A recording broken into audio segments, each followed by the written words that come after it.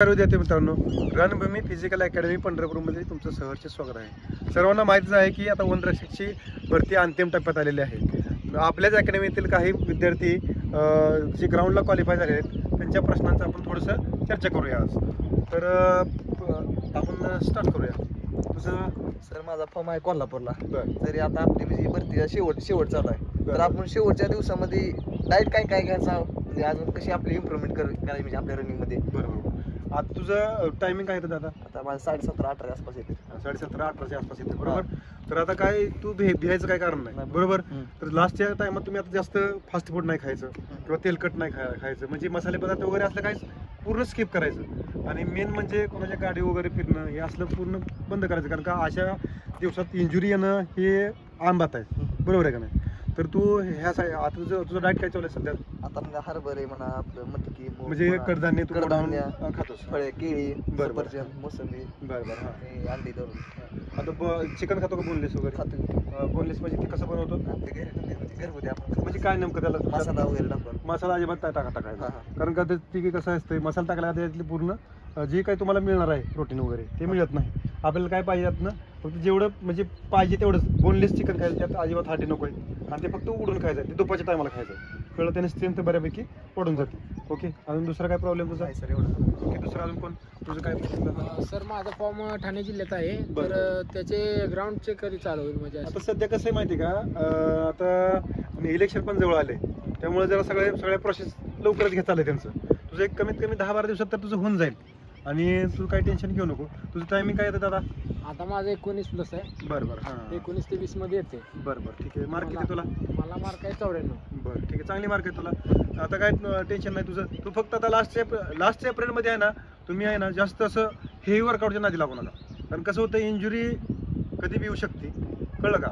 जे तुमचं बेस्ट आहे ती बेस्ट द्या, त्यापेक्षा जे एक्स्ट्रा काय करायला जाऊ नका। आता दुसरं कोणाचा प्रश्न काय प्रश्न आम्ही कोल्हापूरला। बरं, हां, आम्ही प्रॅक्टिस सकाळी करतो। बरं, हां, नंतर काही मुलांचं फिजिकल 11 वाजता येते, 12 वाजता येते, 3 वाजता येते। हां, म्हणजे 3 वाजता म्हणजे तुझं म्हणजे उन्हात कसं करायचं आम्ही प्रॅक्टिस? कसं करायचं? तर तुम्ही कधी उन्हात टायमिंग काढलंय का सर दादा? नाही, तर एकदा तुम्ही आहे ना अगोदर तुम्ही उन्हात पळून बघा, तुम्हाला कसं वाटतंय, कारण का आता तुम्हाला अचानकच तुम्हाला उन्हात पाहिजे म्हणलं तर तुम्हाला प्रॉब्लेम जाणारच की बाबा मला मी कसं पळणार, माझं कसं होणार, आधी मी एवढी मेहनत केली आहे, ह्याचं काहीतरी फायदा व्हायला पाहिजे ना तुमचा, बरोबर? तर तुम्ही आहे ना जास्त कुठं म्हणजे उन्हात पळायची थोडीशी प्रॅक्टिस करा सुरुवातीला। आता जास्त म्हणजे तुम्ही हे वर्कआउट तर करू नका, माहिती सांगितलं तुम्हाला, हे वर्कआउट करू नका, कंटिन्यू करा, म्हणजे जेवढं तुम्ही रॅपिटेशन मारचाल तेवढं तुम्हाला फायदा होईल, तर तुमची स्ट्रेंथ म्हणजे वाढत जाईल। आणि जे डाएट जो आहे ना तो जरा प्रॉपर वाढवायचा, जरा अजून वाढवा थोडासा। तर आता डाएट काय करतो आता? हरभरे, मटकी, मूग। मूग। काय कोणाला काय इंजुरी आहे का आपल्या ह्यात एवढ्या जणात? कोणाला इंजुरी सिनपेन वगैरे जर होत असेल तुम्हाला सांगतो, आता लास्टच्या टप्प्यात आहे आपण, इंजुरी आपल्याला येऊ शकते, कारण का आता तुम्ही लॅप मारत असाल हाताचा वगैरे, तर त्यामुळे काय होतं, सिनपेन होतं। हां, सिनपेन कुठं असतं तुम्हाला माहिती आहे सगळ्यांना? सिनपेनचा बघा हा असतो, लक्षात ठेवा दादांनो। ही सिनपेन कशामुळे होतं माहिती आहे का? ज्यावेळेस आपलं एक तर वर्कआउट व्यवस्थित करतो का नाही आपण, म्हणजे वर्कआउट आपण जर तुम्ही वर्कआउटच्या अगोदर वॉर्मअप करताय का, वर्कआउट नंतर तुम्ही प्रॉपर स्ट्रेचिंग करताय का? हां, तर नसेल करत तर ते तुमचं काय होतं, ही जी मसल्स आहे तुमची, ही पाठीमागची ही मसल एकदम अशी पॅक झाल्यानंतर काय होतं माहिती आहे का, इथून तुमचा ऑक्सिजनचा पुरवठा व्यवस्थित होत नसतो, त्यामुळे इथं काय असतंय, कॅल्शियम असतंय, बरोबर? आणि ती एक प्रकार कॅल्शियम एक कमी पडल्यामुळं आणि तुमची मसल इथली पूर्ण टाईट झाल्यामुळं काय होतं की आपल्याला सिनपेन होतं। सिनपेन म्हणजे काय, तर इथं पूर्ण असं पेन होतं जास्त। तर हे पेन झाल्यामुळे काय होतं की आपल्याला रनिंगमध्ये थोडंसं त्रास होतो करण्यासाठी, तर त्यासाठी तुम्ही कॅल्शियमसाठी आता लास्टचा टप्पा आहे तुमचा, तुम्ही डाएटला तर तुम्ही तिळाचे लाडू, शेंगाचे लाडू ठेवाच तुमच्या। तर नॉर्मल जास्त ओव्हर पेन होत असेल तुम्हाला, तर मग तुम्ही काय करा, आपली विटॅमिन D3 मिळते एक टॅबलेट, ती आठवड्यातनं फक्त एकदाच खायची, जास्त वेळा नाही खायची। आणि जर जास्त त्रास होत असेल तुम्हाला, जर ओव्हरपूर पेन होत आहे बाबा आता मला मी करूच शकत नाही, तर तेव्हाचा एक थोडासा वर्कआउट आहे तुम्हाला मी दाखवू शकतो, तर तो एक थोडासा दाखवतो मी ह्यात। तू जरा लुक दादा इथं दादा, आता बघा हे व्यवस्थित करायचं आहे, कुणी करू नका ट्राय, ज्याला माहिती आहे त्यांनीच करा। पाठीमागच्या खालच्या पायाच्या टाचेवर आहे ना पूर्ण पाय ठेवायचा, आणि हा असा उचलून धरायचा, ओके, बरोबर आहे का? आणि ह्या इथं गुडघ्यावर नाही प्रेस करायचं, कधी पण ह्या मांडीपाशीच प्रेस करायचा आणि फुल असं प्रेस करायचं, जेवढं त्याला सर होतं तेवढंच प्रेस करायचं आणि होल्ड घ्यायचा. ओके, आता हा होल्ड घेतला, सेम ह्या पायाचं असंच करायचं आणि असं झालं की पूर्ण एकदम पूर्ण बॉडी रिकवर होते आणि त्यानंतर हा पाय खाली ठेवायचा, इकडला पाय असा वरती घ्यायचा आणि हा पाय आहे ना मांडीपाशी ठेवायचा, बरोबर इथंही घ्यायचा आणि हा प्रेस घ्यायचा.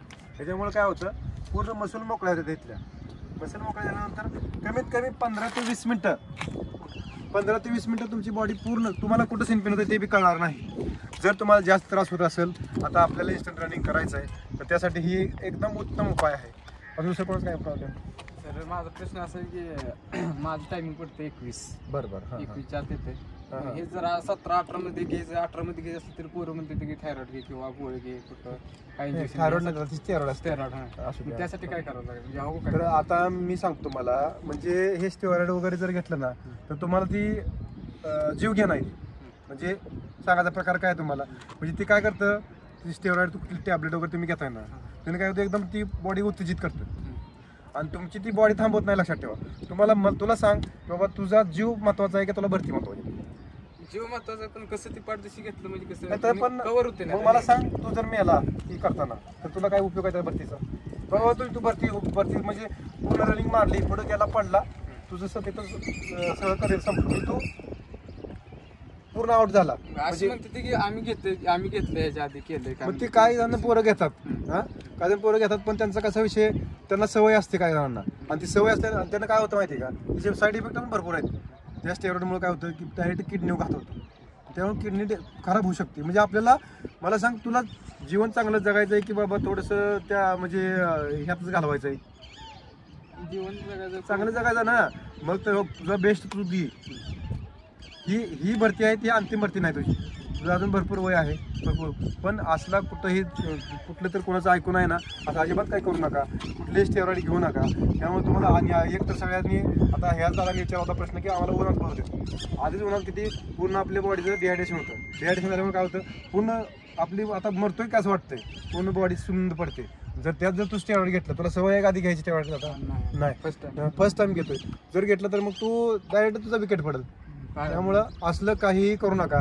माझं तर सर्वांना बाबा सांगणं आहे की बाबा कुठलंही स्टेरॉइड घेऊ नका, कुठलीही पावडर, कुठल्या गोळ्या अजिबात काय घेऊ नका. जी तुमची स्ट्रेंथ आहे तेवढ्या स्ट्रेंथ न पळा. भरती तुम्ही पुढे भरती उचाल किंवा तुम्हाला पुढे अजून चान्स आहे, तुम्ही असं कुठलंही, आणि तुम्हाला भरती जर प्रॉपर करायची असेल तर पहिल्यापासून प्रॅक्टिस चांगली करा. ओके, अजून कोणाचा काही प्रश्न आहे का? ओके, जर कोणाला काही प्रॉब्लेम असेल तर आपण डिस्क्रिप्शनमध्ये माझा नंबर देतोय, काय असेल तर तुम्ही कॉल करा. नक्कीच तुम्हाला रणभूमी अकॅडमीकडून हे मिळेल. जय हिंद.